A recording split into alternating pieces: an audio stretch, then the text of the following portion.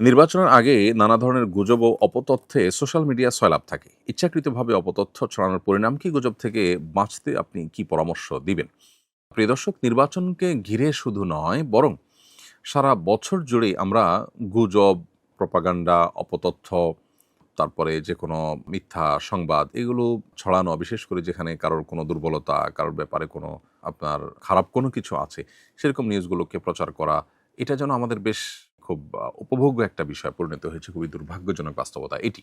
একজন ঈমানদার তিনি কখনো কোনো বিষয়ে প্রচার করতে পারেন না বা বিশ্বাস করতে পারেন না, যতক্ষণ পর্যন্ত সেটি তার কাছে সুস্পষ্ট প্রমাণ তার পক্ষে না থাকবে বা তার কাছে একেবারে ক্লিয়ার হয়ে না যাবে। বিশেষ করে যখন এটার সাথে কোনো ব্যক্তির সম্মান, মর্যাদা জড়িয়ে আছে, কোনো সংগঠন, কোনো প্রতিষ্ঠানের সম্মান জড়িয়ে আছে।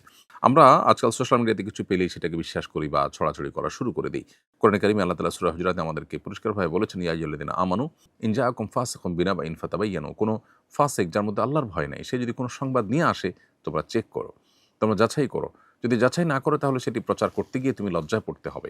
এমন হতে পারে তুমি প্রচার করার পর জানতে পারলে যে বিষয়টা সঠিক ছিল না, অপতথ্য ছিল, গুজব ছিল। এজন্য রাজনৈতিক স্বার্থ হাসিল করবার জন্য হোক বা অন্য কোনো কারণে প্রতিপক্ষের বা কোনো ব্যক্তির কোনো ব্যাপারে কোনো নেগেটিভ কিছু পেলেই সেটাকে আমরা প্রচার করা শুরু করব না, যতক্ষণ পর্যন্ত সেটির ব্যাপারে আমাদের নিশ্চিত ধারণা তৈরি না হবে। আল্লাহ কোরআনে কারিমে বলেছেন, ওয়ালা তাকফু মা লাইসা লাকা বিহি ইলম, যে বিষয়ে তোমার সুস্পষ্ট ধারণা নেই সে বিষয়ে কোনো অবস্থান তুমি গ্রহণ করতে যাবে না। অর্থাৎ ধারণার উপরে ভিত্তি করে আমি যা তা বলে বেড়াবো, এটা আমার জন্য জায়েজ নয়। এবং আরেকটি হাদিস রয়েছে এ সম্পর্কে, সেটি হলো যে যা শুনলাম সেটাই প্রচার করা শুরু করে দিলাম, একজন মানুষের মিথ্যাবাদী হওয়ার জন্য এটা যথেষ্ট। অতএব অ্যাজ এ মুসলমান এটি আমরা করতে পারি না। কিন্তু দুর্ভাগ্যজনকভাবে আমরা অনেকে নামাজ কালাম পড়ি, কিন্তু এই ধরনের মিথ্যা বিষয়কে অনেক সময় মিথ্যা জেনেও আমরা প্রচার করি এবং সেটাকে আমরা এনজয় করি। এই যে সেটাকে আমরা উপভোগ্য বিষয় মনে করি, রসিয়ে রসিয়ে আমরা প্রচার করি এবং চর্চা করি, এটা একজন ইমানদারের চরিত্র নয়। আমরা যাবত না এ ধরনের বিষয়ে পরিহার করতে না পারব, ততক্ষণ পর্যন্ত আল্লাহর প্রিয়পাত্র হওয়ার বা ইমানদার, খাঁটি ইমানদার হওয়ার সুযোগ আমাদের নেই। বিধায় এ ধরনের বিষয়গুলোতে আমাদের সর্বোচ্চ সতর্ক থাকতে হবে। নির্বাচন অথবা ভোটের রাজনীতি অথবা রাজনৈতিক স্বার্থ হাসিলের জন্য প্রতিপক্ষ যদি ফাসিকও হয়, ইসলাম বিমুখ হয়, এমনকি যদি অমুসলিমও হয়, তাহলেও তার অথবা সেই প্রতিষ্ঠানের নামে গুজব ছড়ানো, ইচ্ছাকৃত গুজব তৈরি করা, এটা কোনো অবস্থাতে আমাদেরকে ইসলাম অ্যালাউ করে না। অতএব এটাকে আমাদের পরিহার করতে হবে এবং দায়িত্বশীল মুসলমান হতে হবে। কোনো মুসলমানের দোষ পেলে এক শ্রেণীর মানুষকে দেখা যায় তারা গঠনমূলক সমালোচনা না করে ইসলামিক সিম্বল নিয়ে ব্যঙ্গ করে। আপনার বিবেচনায় এদের মূল উদ্দেশ্য আসলে কি? ভুলের সমালোচনা করা নাকি ইসলাম ব্যঙ্গ করা? প্রায় সময় দেখা যায় দাড়ি টুপি পরা কোনো মানুষ তাদের কোনো ভুল প্রকাশ পেলে দেখা যায় দাড়ি নিয়ে বাজে কথা বলা হয়। অনেক সময় যে মানুষগুলোর অন্তরের মধ্যে ইসলামের প্রতি প্রচণ্ড বিদ্বেষ তারা লালন করে, আমাদের সমাজে এরকম মুনাফিক বহু আছে যে মুসলমান সমাজে বসবাস করছে, কিন্তু তার অন্তরে আসলে ইসলামের প্রতি বিদ্বেষ আছে।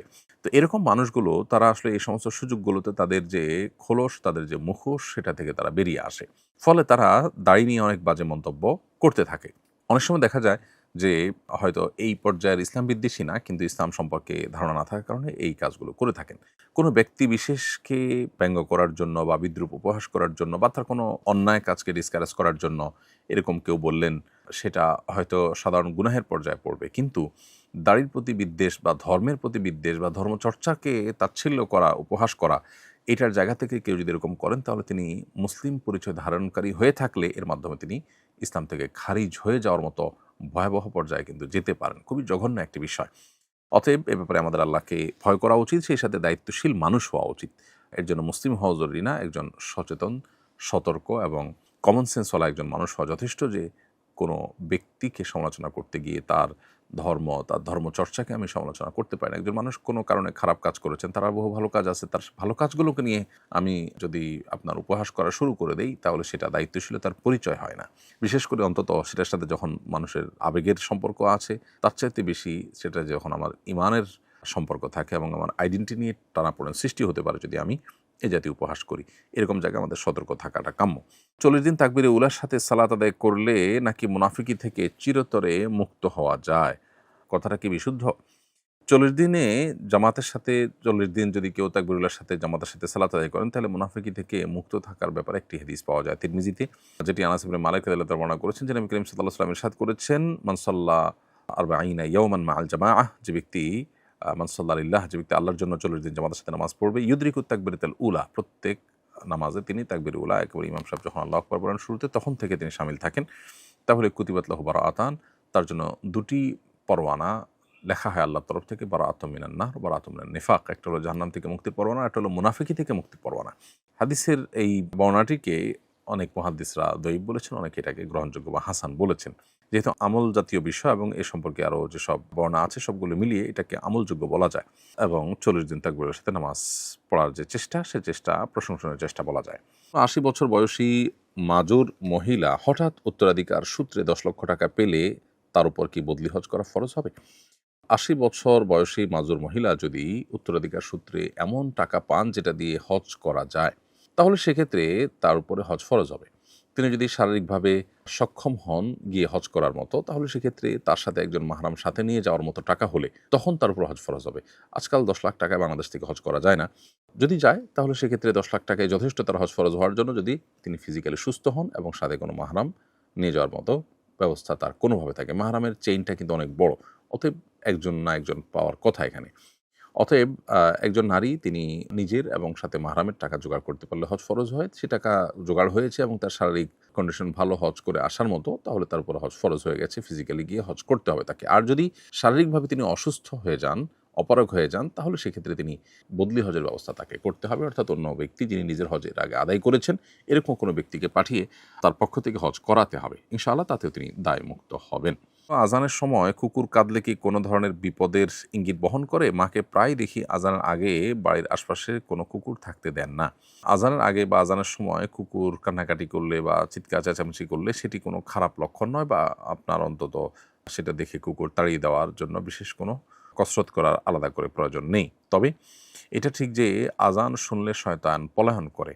আর আরেকটি হাদিস থেকে আমরা জানতে পারি যে শয়তান কুকুরের আকৃতি অনেক সময় ধারণ করে। এখন কোনো শয়তান কুকুরের আকৃতি ধারণ করে আছে এমনটি হতে পারে, আবার কুকুরের উপর শয়তান ভর করতে পারে। সব মিলিয়ে আজান শোনার পর বিচলিত হওয়া, বিশেষ করে আপনার সহ্য করতে না পারা, এটা শয়তানের ব্যাপারে শরীয়তে বলা হয়েছে বা হাদিসে বর্ণিত হয়েছে। এজন্য আপনার এই টাইপের ইস্যু যদি আসে তাহলে সেক্ষেত্রে শয়তানের কাছ থেকে আল্লাহর কাছে পানা চাইবেন, শয়তান যেন আপনাকে আমাদেরকে ক্ষতিগ্রস্ত করতে না পারে। আর কুকুরের কান্নাকাটির আরেকটা আপনার সায়েন্টিফিক ইস্যু আছে, সেটা হলো যে কুকুর সাধারণত খুব অল্প শব্দ অনেক জোরে শুনতে পায়। যখন মাইকে আজান হয় বা মাইকে কোনো শব্দ হয়, তখন আসলে কুকুর সেটা আমরা যতটা শুনতে পারি তার চেয়ে অনেক বিকট আওয়াজে শুনতে পায়। তখন তার মধ্যে ছটপটে ভাব দেখা দেওয়ার কারণ থাকতে পারে, সেটাও হতে পারে।